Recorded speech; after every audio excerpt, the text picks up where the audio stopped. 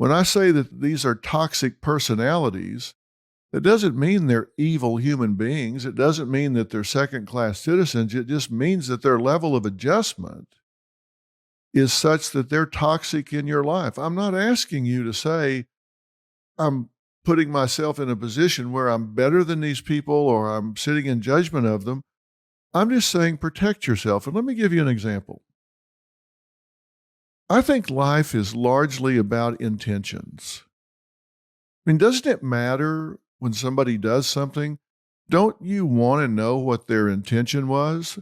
Think about this. If somebody's backing out of the driveway and you're standing there and they run over and crush your foot, if they did it on purpose, they saw you standing there, they were upset with you, they swerved the car over and crushed your foot on purpose, that's different than if they didn't see you and it was purely an accident.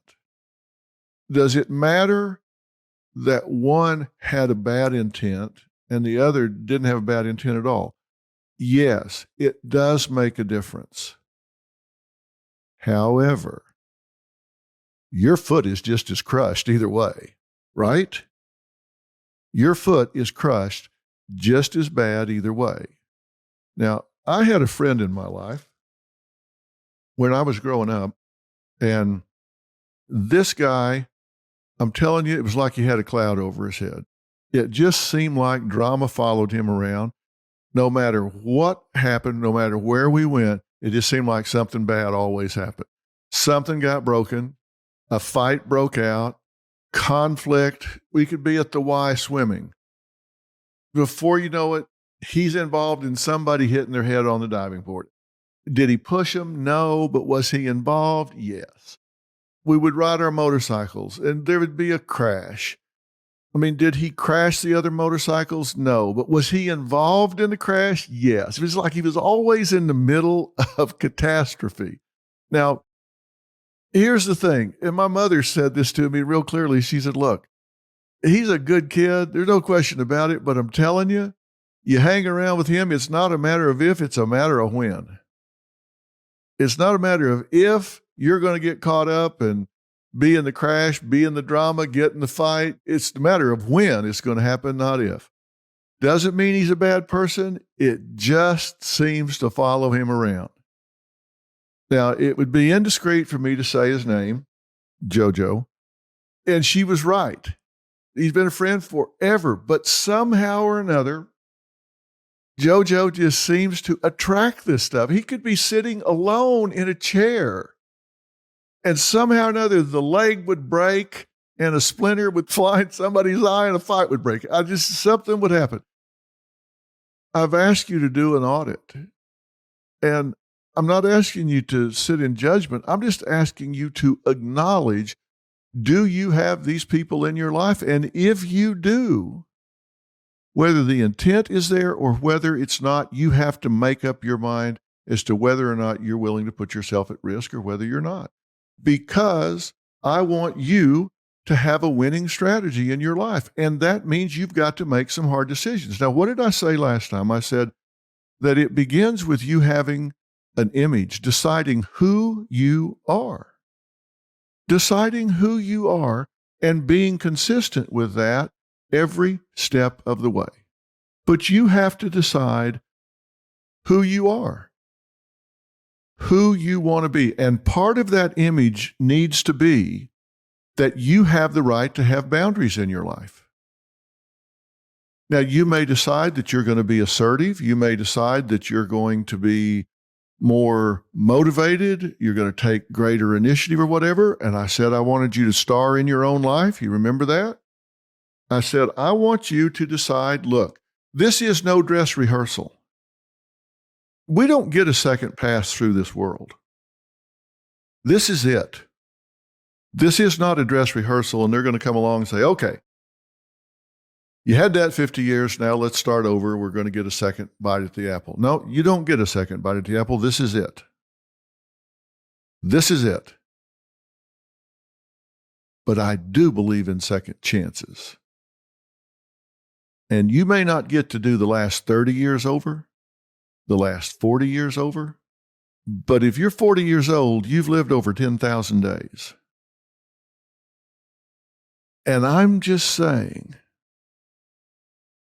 let's do the next 10,000 with a different attitude. Decide who you want to be. Decide that you're going to star in your own life. And, I said, you may think, okay, Dr. Phil, you got your own television show. You got your own massive podcast here. You've got this life in Hollywood. So it's easy to talk about being a star.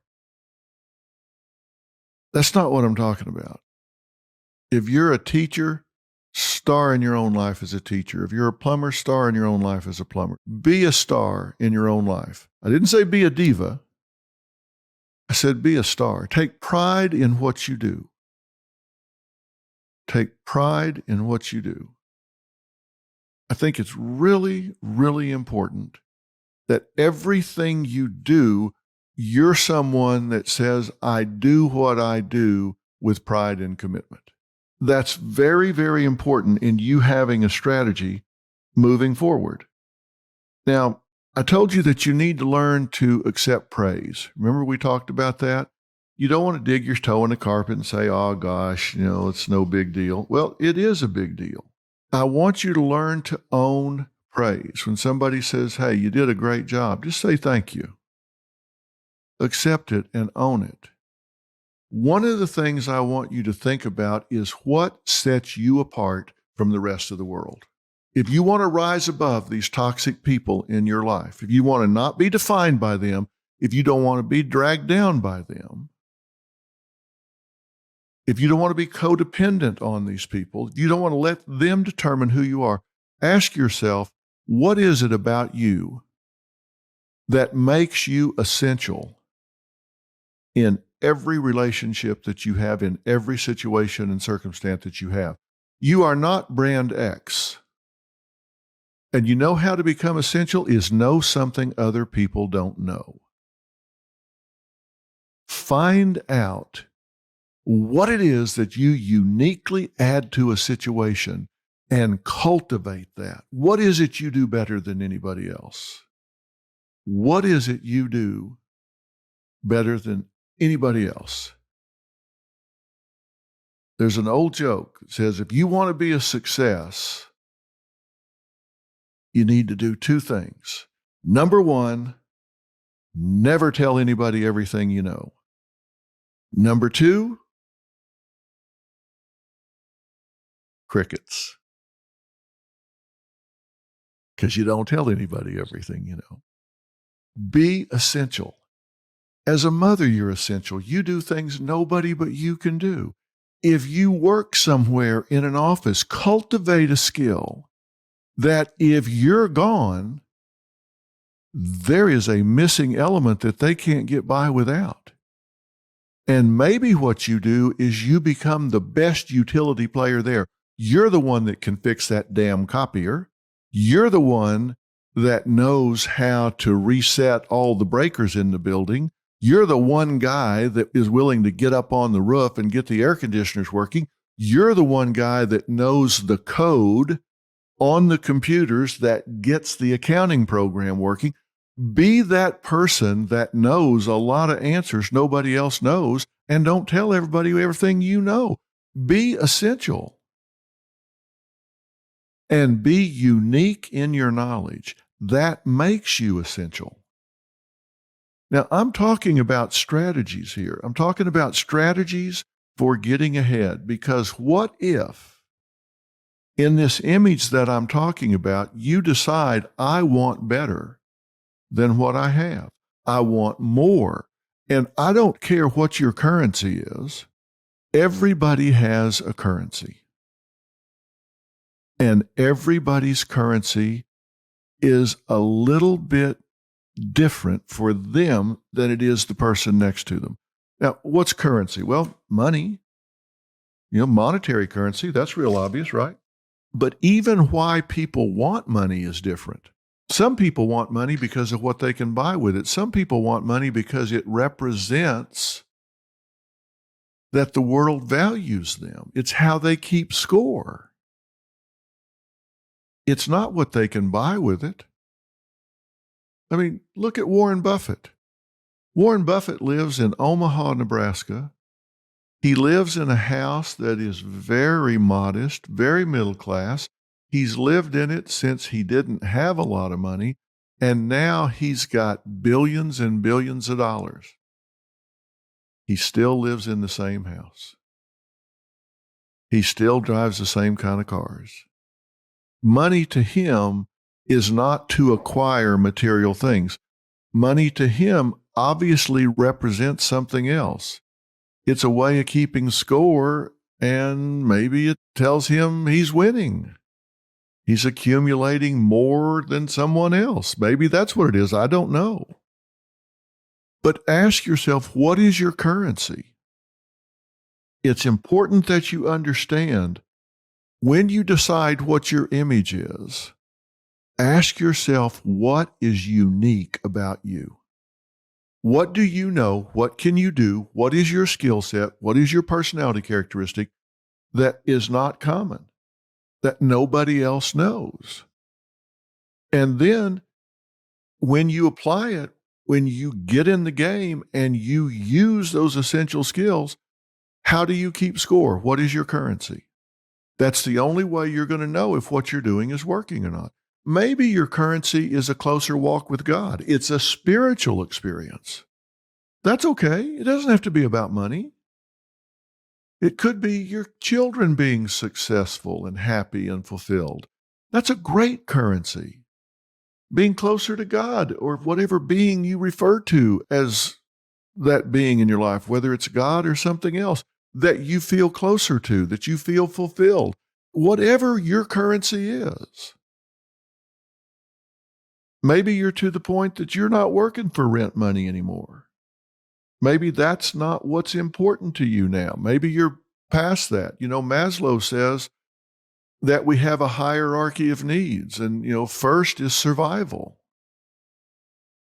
And until we have that covered, we're not interested in much else. But when we have all of these different things covered, then we start thinking about actualization, where we start thinking about helping other people, giving to other people. Maybe you're at that point where you want to define your uniqueness in what you can do for other people. I'm just saying, I'm not trying to tell you what your currency is. I'm asking you to define what your currency is.